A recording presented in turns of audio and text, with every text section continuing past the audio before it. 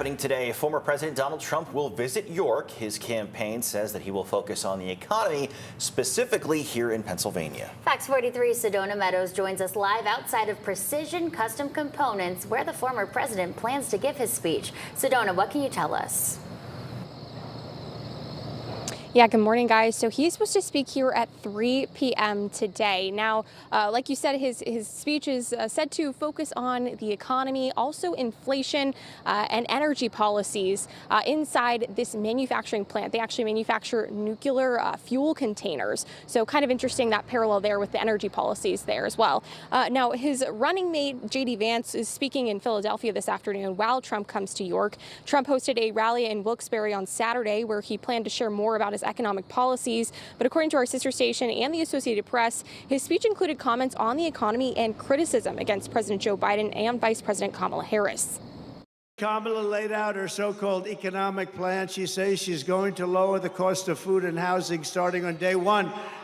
But day one for Kamala was 3.5 years ago. So why didn't she do it then? Now, just last week, Fox 43 chatted with Shippensburg University political science professor Dr. Allison Dagnes, who says she believes the Trump campaign will continue to try to counter the Harris campaign.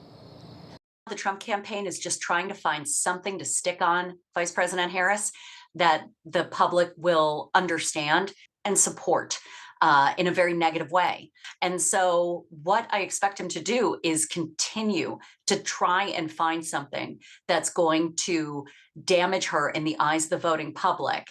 We will make America free. Now, according to the Trump campaign, the former president is expected to argue that the, quote, economic failures of, quote, radical left Democrats, which is how he references VP Harris, have, quote, left Americans poorer and struggling to support their families. Now, The Hill recently released a compilation of 24 polls on Friday that shows that Harris is leading by 0.8% in Pennsylvania.